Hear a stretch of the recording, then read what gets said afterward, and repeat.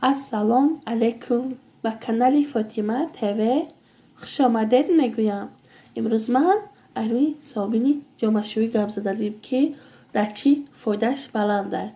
Ин собун дар ҳар як чӣ фоидааш баланд аст, чунки ин собуни қадима мебошад. Собуни аввал бибиёмон кор мефармуд аз ин собунҳо.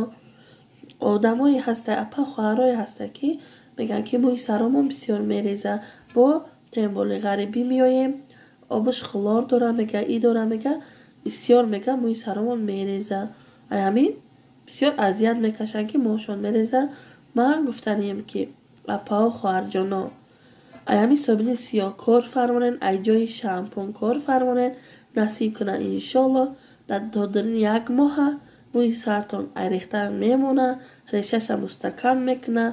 Собуни сиёҳ чӣ қадар фоидааш баланд аст. Касе дар видеои мо мақл шида бошад, обуна шавад, подписатсия кунад, то видеои нава бохабар бошад. То видеои ояндара дар паноҳи Аллоҳ бошед. Дӯстони ман.